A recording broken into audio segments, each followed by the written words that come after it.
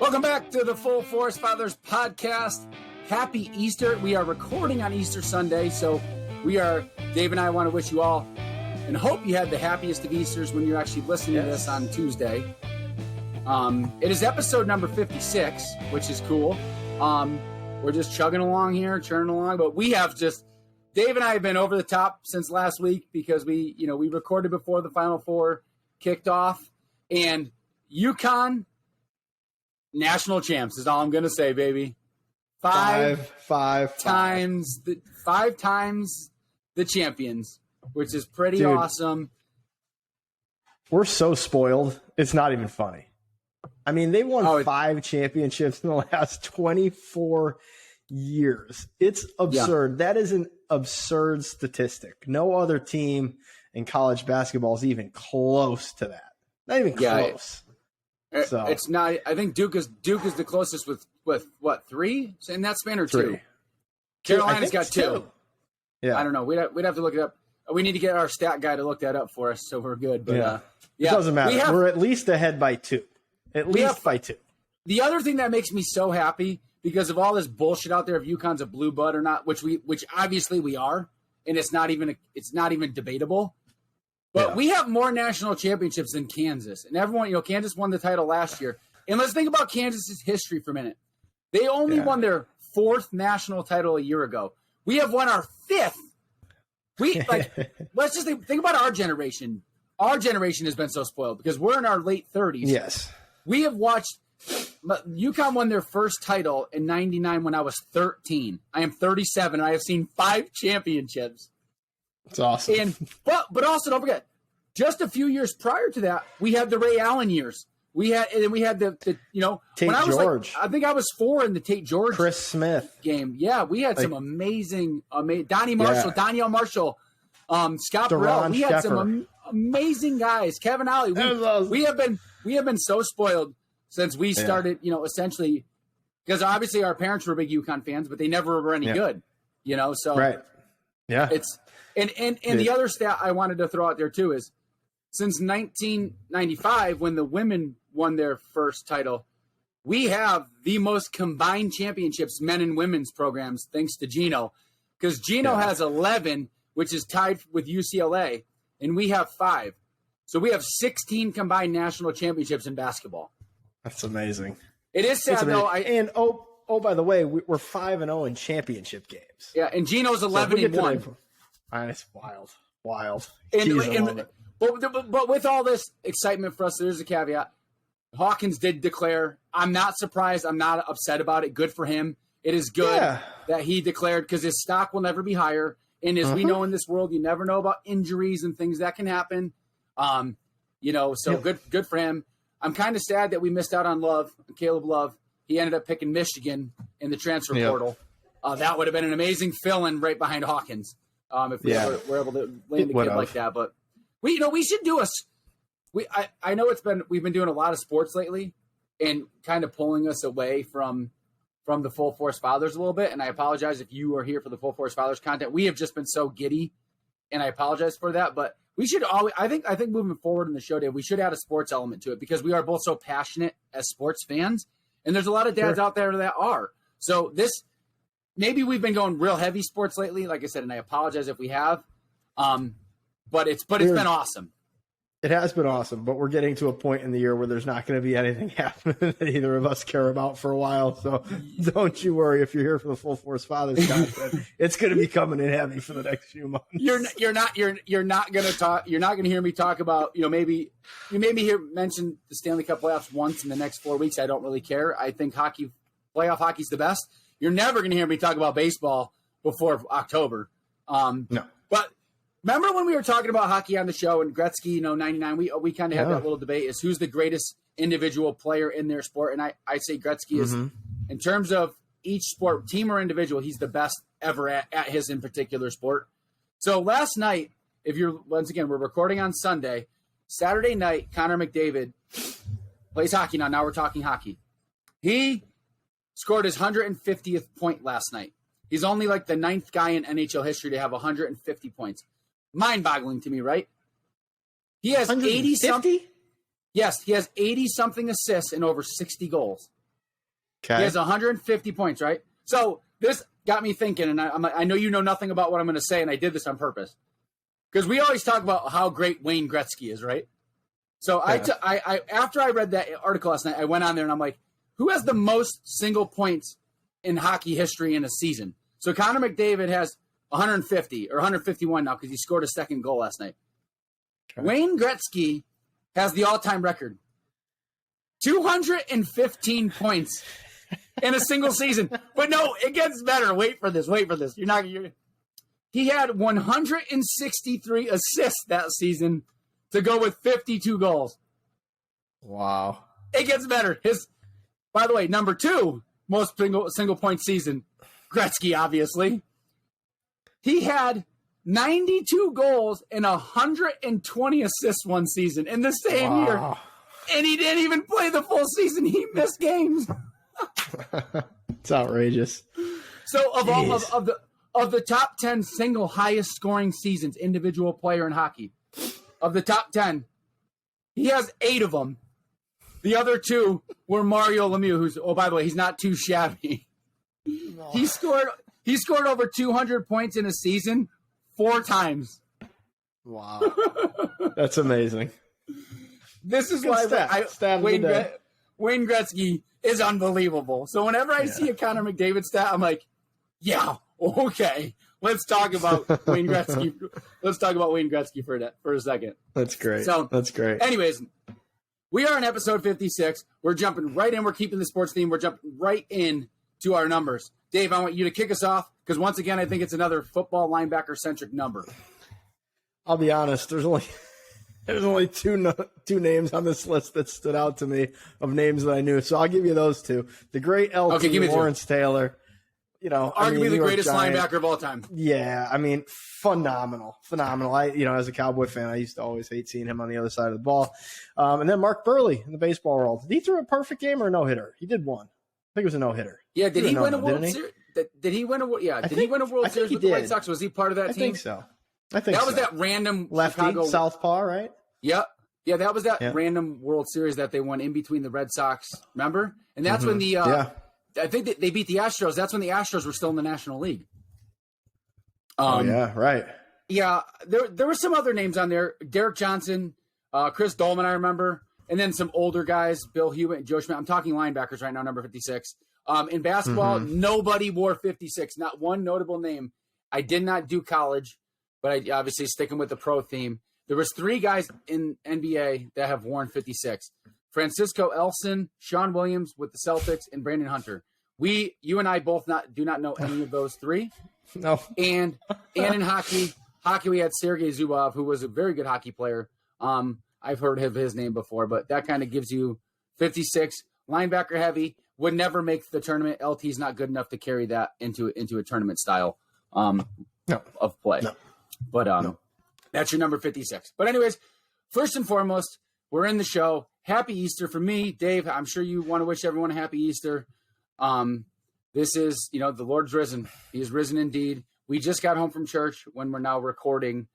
So obviously it's fitting that our Bible verse has to do with Easter Sunday. And it comes from Matthew 28, verse 6. He is not here. He has risen, just as he said. Come and see the place where he lay. All right. Everyone knows on the 3rd day he rose again. They go back to the tomb. He's gone. They find the cloth. Listen, I said it this morning on my run. I'm allowed to run every day because he rose, right? We are allowed to live our days every day of our lives because of him. All right. And it's a special, special holiday. And I just want from the bottom of my heart, from my family to your family, to everybody listening, whatever you celebrate, whatever, Ramadan, Passover, Easter, happy Easter from me to you. And I really, really appreciate all you listening and hope you have you had the greatest Easter. Yeah, couldn't agree more. Happy Easter to everybody. It's always a fun time of year. Spring's kicking off. Now that we're back in Tennessee, you kind of get that sense of it too. Spring's kicking off. It's starting to get nice outside. It's kind of like the unofficial start to the fun season. So happy Easter to everybody. I don't know what you just got back to Arizona, so it was probably different for you. It was our first Easter in Tennessee, so that was its own adventure. But how was first Easter in Arizona? Yeah, great. First Easter is great. As you can tell, I'm recording. If you're watching on YouTube, Easter Sunday we're in the camper. We will not be in the house for a couple weeks. But you said the weather's getting nice, and I mean, it's amazing. And I wanted to tell the story on air because I think it's funny because we're staying at a KOA, and it's a beautiful, beautiful campground. But it's warm, no doubt about it. It's getting warm. It's 90. Yesterday being Monday, 97. So and it's 90 again when you're listening to this on Tuesday. It's April now, so it's in the 90s.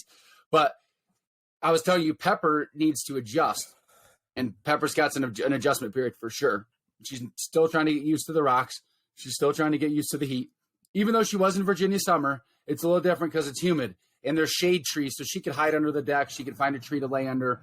There was always water for her to jump in to try to cool herself off. But I just took her to the dog park, and I'm thinking to myself, there can't be anybody else out here, right? It's 90 degrees. No one in their right mind's taking their dog to the dog park. It's 90 degrees outside. So I'm like, cool. I'm taking Pepper to the dog park. And you wouldn't believe what I just came across at the dog park. I'll give you a guess. What's that? I'll give you one guess. I mean, I'm sure there's somebody else with a dog there. No. Or it's a coyote strolling across the dog park. Nope. Even better. No. There was a lady at the dog park just now that had her cat on a leash. No. Her cat. And it gets better. This gets better. So I'm walking Pepper to the dog park. Pepper's super pumped, about to play with the tennis ball. Doesn't care what's going on in the world. And this lady approaches me with her cat on a leash. And apparently it's some kind of tiger cat or Bengal cat. It looks like a wild animal. That sounds cool. How big was it? It was pretty big. So she comes up to the fence, and Pepper's running around, and Pepper's looking at this cat. And as you know, it was the photo-esque picture of the cat on Halloween, with its big arched back. And she goes, "Would your dog play with my cat?" And I said, no. And I said, I don't even know how she would react. I said, she's good with chickens, obviously. She's good with horses. She's good with cows. She's good with other animals. She's great with other dogs. But she has never had an interaction with a cat before. And this lady was openly asking me to have Pepper, if you know Pepper, Dutch Shepherd, savage psychopath killer, if it would play in the dog park with her cat. And I was like, this is not going to end well. Good idea. This is not going to end well for all parties involved. So I said, I was very polite. I just politely declined. I said, I don't trust her around your cat. And all that cat already with the arching back takes one swipe at her. I don't know what's going to happen. Yeah. Man. So, yeah, I don't know. That's a new one. Cat on a leash. Okay. And in terms of weirdest things I've come across, that would be it. I mean, cat that's on up a leash there at a dog park. Because that's up there. Here's the other thing about cats. Like, I can go to a dog park and let Pepper go, and then I call her back and she comes back to me. Does a cat come back like fetch on command, or does it you have to chase it? Because if you chase a cat, you're never going to catch it. You know what I mean? I mean, it could jump out of the dog park like that too. Like it could jump out of the dog park. Yeah. What if it climbs a tree? Yeah, I don't know. I don't So know. you had. I was talking. Go ahead. I was talking to somebody back there the other day in Tucson. They said one of their friends had lost a cat to an eagle out there. Which I believe it. Yeah. So, dude, you're back in the wild, wild west. It's all wild. It's crazy out there. You know what else? None of that here in Thompson Station. You know what else has made this Easter Sunday phenomenal? What's that? The Masters is on. The final Sunday of the Sunday Masters on Easter Sunday. It is phenomenal. I haven't watched a lick of it. I know it is, but I haven't watched a lick of it. Yeah. I'm so entrenched in everything else that I've got going on that I've missed it. And it's been raining, so it's like I don't even know when it's on. But the trees that almost killed people was an interesting story of the Masters this year. I'm sure it is. Did they get those cut up and moved, or is that now a hazard? I don't know. Play the ball as it lies, like in Happy Gilmore. As it lies. Yeah. So anyways, so back to the original part of the conversation. Easter Sunday in the desert, no house yet, still in the camper. So it was cool, just church. Glad to be back at our old church, which is really, really cool. Got to go to mass. And the best thing about the church today was they did 5 services today. So it was nice that they spread them out. So you weren't, because as you know, at St. Mark's, if you don't get there an hour ahead of time on a holiday, forget about it. Yeah. You're going to be standing room only. And even though the parking lot was a nightmare because 8:30 mass was coming out and everyone coming in for 10 was coming in. So it was a complete nightmare trying to park and get in there. At least you weren't uncomfortably crowded like in previous holidays there. So but church was good. It's good to see everybody. Saw a lot of friends that we haven't seen in a couple of years. And the other thing is we brought the gifts down the aisle today. So the usher, right when we got there and sat down, because we were sitting towards the back, the usher came up to us and said, "Hey, would you and your family want to walk the gifts down?" You know, and I thought that was pretty cool. Yeah. First mass back, we got to walk the gifts down. And the girls, I held Finley, Madison, and Caroline and Andine each held, you know, that's great. The gifts to carry down, which was cool. So, but Easter, other than that, great. We had, you know, a little adventure at the Simmons afterwards, our friends, and he's another dad with daughter, full force father with a blonde entourage of his own. We had a little Easter dinner there, and just kind of kicked it and made it, you know, made it fun, and enjoyed none other than being back in Tucson for Easter. It's 90 degrees out. It's been, you know, I couldn't ask for much more. That's awesome. Good. So, how about you? It's been good. It's bittersweet because 4 years ago was when we moved out to Tucson and had our first Easter with you guys. We were enjoying the pool on Easter Sunday. I remember it was a different time. Carp was there. Carp and Emily were there. Got to get a chance to start to get to know them again better. Ben and Heather, and man, life has sure changed since then. So it was a little bittersweet. But the sun finally came out today. It's the first time in days. So, I mean, that's good. Yeah. I love that you brought that up just now. And Andy and I were talking about it last night because the girls had a sleepover at their friend at the Simmons house. And we had so much fun. Just, you know, we've only been back for a week. And just to see people and see things. But I brought up a sentimental moment with Andy last night as we were driving down Woodburn, right? We were driving down Woodburn, heading down to the Walmart because Finley got a new bike yesterday. Now that we're back, she needs a new bike because she won't stop growing. I don't know what I'm feeding them, but they're growing like weeds. And I looked at Andy as we were driving, and I said, "Babe, it's so strange. It's a good thing, but it makes you sad. And you're usually the sappy guy on the show, not me, but I'll get a little sappy." We were driving down Woodburn Avenue, and I said, "Man, you know what I really miss?" Because we drove by Painted Sky and we were driving down. I said, I missed the original time we moved to Tucson, like that first time feeling when you first got there and you moved into a house in a new place and you didn't know anybody, all those things, like you have those memories, but you don't have that feeling anymore, right? Does that make sense? Mm-hmm. Like that feeling is, you never can get that feeling. Even though we're back in Tucson and we got to see friends, the feeling's not the same. Because you're picking up again. You're just picking up where you were. You know, and I think, you know, that's a very real thing. You're just picking up where you were. You still, you know, all these people. You don't have to go out and meet new friends. Like it isn't that new thing. You know where all the stuff is that you like to do. Yeah. You know, it is different. You're happy to be back because it's where you want to be, which is great. But yeah, that is a one-time feeling that you never get again until you move somewhere different again.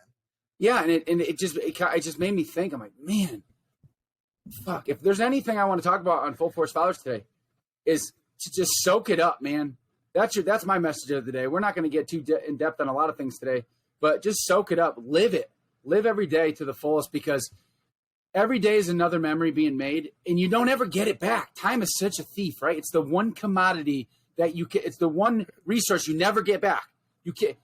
You know, it's finite, but you never can. You can't grab it. You can't hold it. You know what I mean? You never get it back. No, you're 100% right, and it just goes so fast. Like I think about that, right? I said it was bittersweet. 4 years ago, we had moved to Tucson. Yeah, Bryce was 2. Yep, same as Caroline when we moved. Yep. I mean, he's 6 now. Like he's a totally different person. Now we're in Tennessee. Like it is a totally different time. And like I look at Kendall, and she's gonna be in 5th grade next year, and it's like, you know, this time is going by fast, and it is one of those things. Like you got to stop and you got to cherish the moments that you have, especially on these holidays and these special times, because quite honestly, dude, you don't know how many you have, you know, what it's going to be like. I mean, you know, you've got a daughter who's going to be in college in a few years. Yeah, I mean, yeah. really, Well, 5 years she's going to be heading off. Like, let's not skip high school. Stop.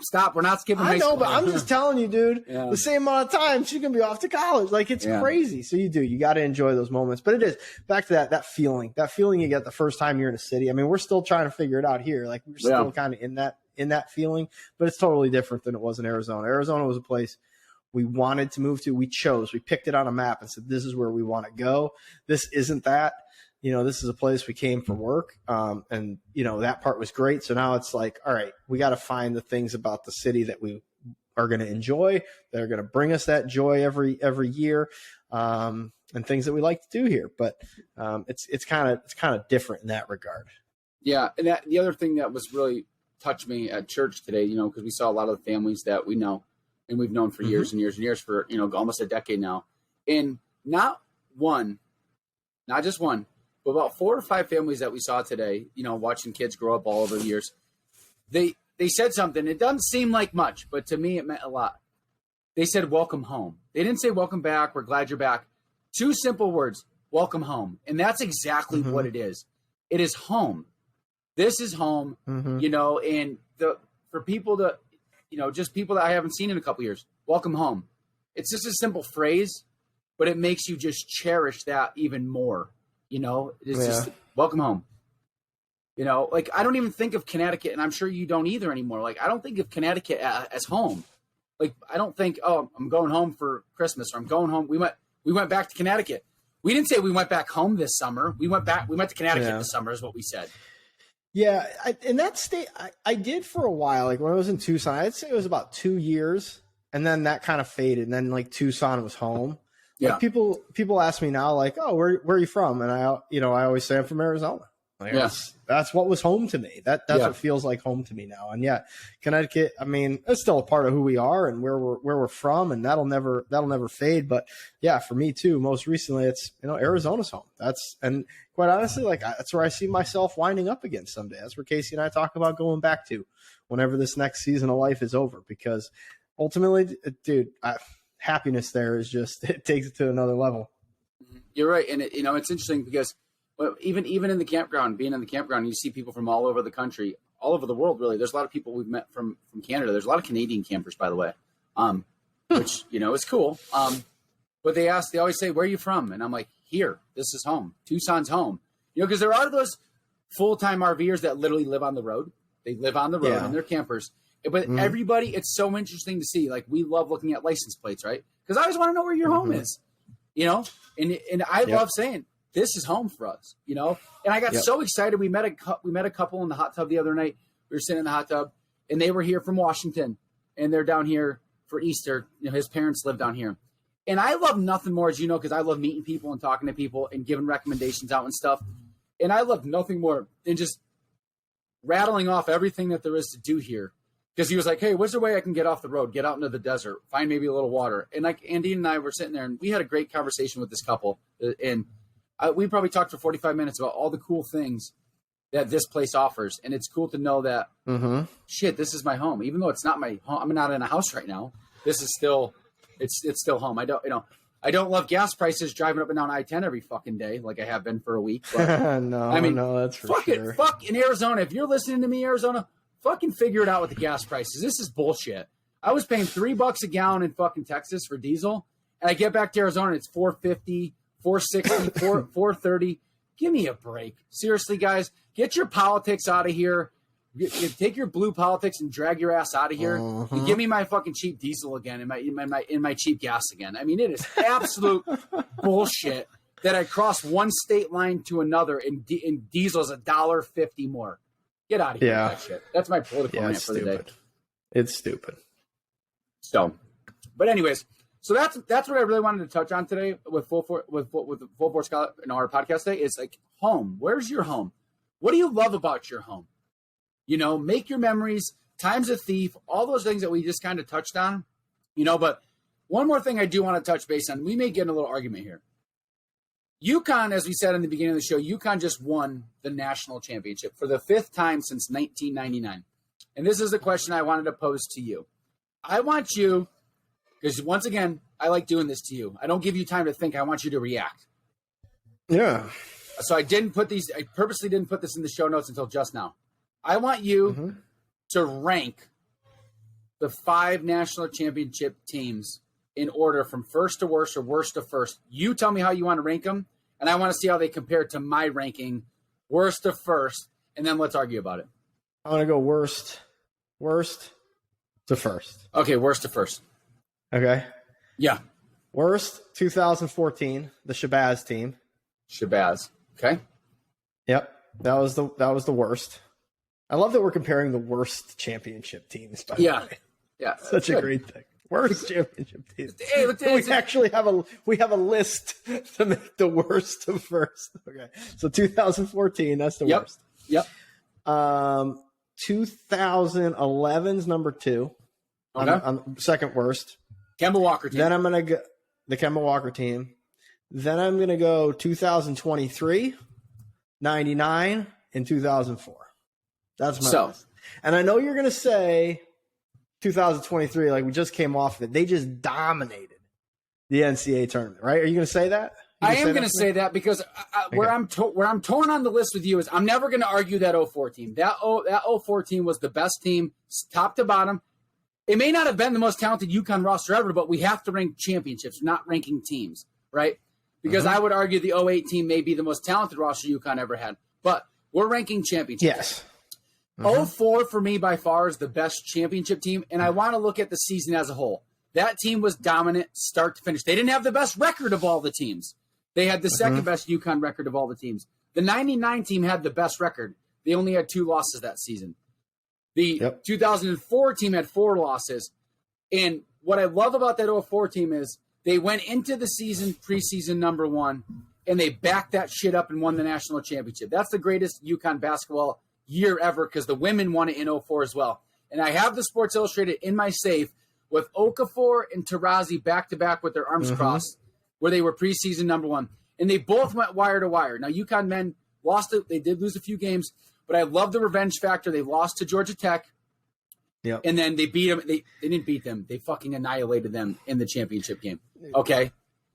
Where I have such – the thing that makes me put 99 second, even though I want to put 2023 second, I really do. There has got to be some weight on it being the first championship team. And the second thing about that team that makes me leave them too, so we agree, they were the best start to finish season ever in UConn history. They only had 2 losses that year, and they were the most consistent team. Dude. Yes, they were consistent. And the other thing too is like college basketball was so much better then. Because guys stayed 3 years. Yeah. Guys were there. Like you didn't have transfer portal. You didn't have guys dipping after a year. You didn't have the one and dones yet. You didn't have the Kentucky one and dones yet. Like college basketball was really good. Like you were playing a Duke team that had guys that were juniors and seniors. Like that was the team. The Elton Brand team. That was a good team. Like that was the team. Like it was a different level of college basketball. This team that we just watched win a national championship was phenomenal, and they dominated. They were clearly the best team in the country in March. There's no doubt about it. And quite honestly, they were the best team in the country October, November, December. They hit a slump, and then again, they were the best team after that. But they were the best team, and the best team actually won the championship this year. UConn was the best team. I don't care about the slump in the middle. The slump hurts them in my ranking. That slump hurts them in this ranking. But they were the best team in America this year. Yeah. Oh, they absolutely were, and they came out and they proved it. Dan Hurley proved a lot to me. It was a heck of a run. Yeah. But the competition in college basketball right now, while there's more parity because great players are kind of going all over the place. Yeah. I just don't think it's as tough as it was back in 99. That's why I go 04 number 1, 99 number 2, 2023 because of the dominance gets the 3 spot for me. And then again, the 11 team with Kemba. Yep. That was a great run. Cardiac Kemba. It couldn't get much more fun than that. And then the Shabazz team. I mean, I love the Shabazz team, but it wasn't. That's the worst of the teams. And I think that 11 team, they're the 4th team. I put them there too. The other thing I will say about the 2023 team that just won the title, I have to give them credit. Yes, they're not playing in the same type of environment as the 99 team and the 04 team, the one and done environment. But I will say this, for Hurley to do what he did with the transfer portal bullshit because of COVID, we lucked out in the transfer portal because Newton never would have been a UConn Husky, our point guard, because of the transfer portal, because of COVID. It made a big difference for us this year. Calcaterra got the extra year. So it made Hurley used it to his advantage. But then, yes, so is 04 for me, 99, 2023. Kemba had the single greatest 11-game stretch of any player that in UConn history. I won't argue that. He had the best 11 or 12-game stretch. Even though this UConn team did win their last 12, you know, they lost one in their last 12. They lost that game to Marquette in the semis. Kemba had the greatest run. And I would argue that Shabazz carried that team for a while too, that 14 team at the end of the season as well. Oh, he sure did. Yeah. He put him on his put him on his back. Yeah. And won that. He willed them to that championship. Okay. Which was awesome. So our lists agree there. Not much debate. I mean, a little bit of debate. I could argue I think you really could flip 99. You could put 99 in 2023. You could flip those two. 99 can't displace 2004 it can't displace 2004 for me. But I want to ask you one more question before we kind of wrap up today's show.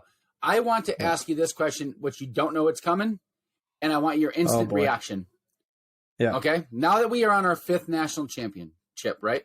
We're a blue blood. We're only behind UCLA and North Carolina. We're tied with Puke.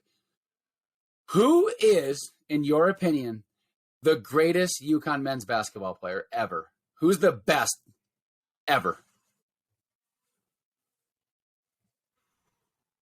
Wow. That's a great question. In what context? Like I want you to franchise with? No. I just want you to wait. Like when you look at the history, the great history of UConn. Yeah. What player stands out like he was just the best player that UConn, in my opinion, he's UConn's best player. Like the women, I think it's kind of easy.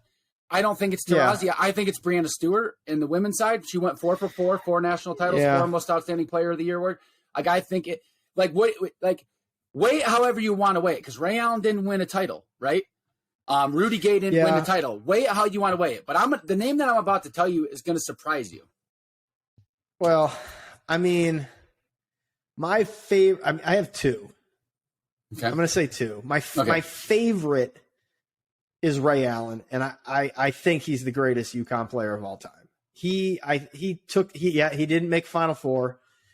Obviously, he didn't win a national championship, but he separated. I think he was the final force that people were like, all right, we're going to go play at UConn.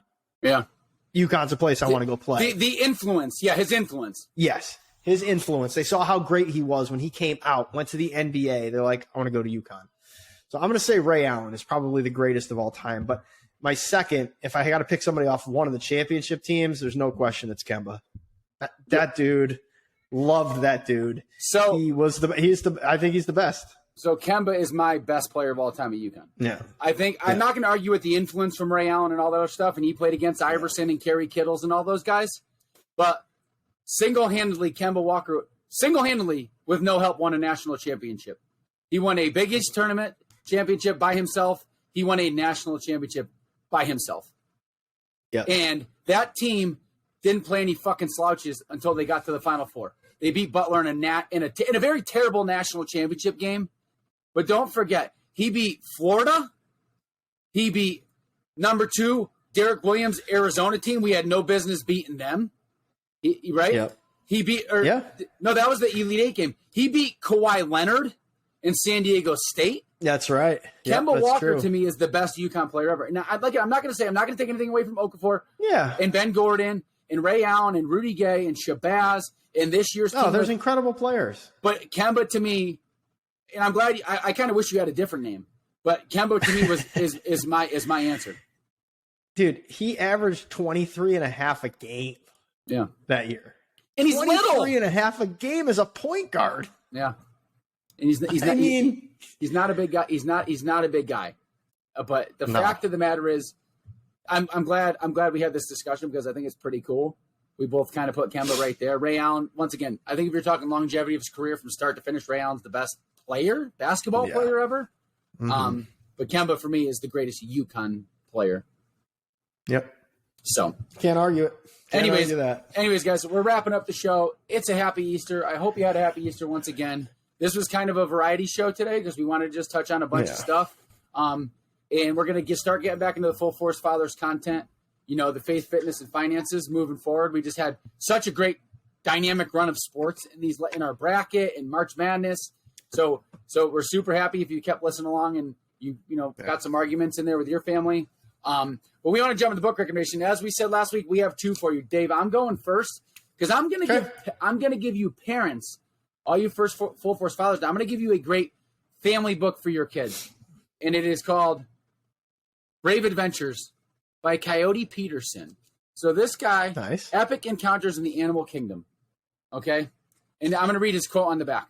It says, "The animal kingdom is a wild place, and when you brave the unknown to get dangerously close to its creatures, the encounters are certain to be epic." This book we've been reading as a family. Nice. So we stumbled upon this guy named Coyote Peterson on YouTube. And YouTube in Finley is now obsessed with this guy. We try to watch a Coyote Peterson episode. He literally is Snake. You and I, this reference is for no one but other Dave and I. He is Snake Boy, but in a cool young guy form. This guy goes out in the woods. He's always, and the other thing is he's always in Tucson. I don't know if he lives in Tucson. I don't think he lives in Tucson. Wikipedia tells me he's from Ohio. I don't know all the statistics on the guy, but he spends a lot of time in the Sonoran Desert in Tucson. And this dude picks up fucking snakes, scorpions, spiders. He's got this one YouTube show where he only gets stung and bit by shit. So I'm going to do my best Coyote Peterson impersonation. I'm Coyote Peterson, and I'm about to enter the sting zone of the tarantula hawk. And that's what he does. And he gets stung by he gets bit by bees, and he lets fire ants bite him. But he does it for research purposes for people, for kids, and the kids love this guy. And he has cool. Be brave, stay wild, and we'll see you on the next adventure. So if you're looking for a show to watch with your kids, it is 100% educational. As you know, I homeschool my kids, so my kids learn a lot of shit from this guy. Coyote Peterson on YouTube. He's got thousands and thousands and thousands of episodes ranging from 1 minute long to 1 hour long. Go get his book. Cool. Check him out. That is a dad to other dads out there. If you're looking for some stuff for your kids to do, or if you want to get adventurous with them, go check out Coyote Peterson stuff. What's your book? That's pretty awesome. Well, I got a good one here. It's not nearly as adventurous as the one you had, but this one's practical. Okay, it's Retire Inspired by Chris Hogan. This is a great book. This will give you the motivation to start putting money into your retirement, whether that's $50 a week, $100 a month, whatever you can put in. This book's going to give you the motivation to do it, because when you see that compounding interest, those things start to just multiply on top of each other. The money that you're putting away now, it'll allow you to do the things that you want to do later in life. Go like we were talking about at the beginning of the episode, go find someplace new to live. Maybe just go back to where you want to be, where you love living. But retire inspired. Retirement isn't an age, it's a financial number. And this guy will tell you all about it. So it's Retire Inspired by Chris Hogan. I was super pumped about it. I wanted to talk about this one because as we've gotten back into a stable paycheck job for me and for Casey, dumping money into our retirement now has become a priority again. We're back focused on that. And it's just awesome every month to see it come out. It's going into retirement. I know it's going to be there times 10 by the time we get to retirement. So super excited about that. Check it out. Chris Hogan, Retire Inspired. Awesome. Well, Dave, we're going to wrap it up here. Episode 56 is in the books. Take us home. All right, everybody, get out there. Continue to live the full force life. We hope you had an amazing Easter, and we're going to see you next week on episode 57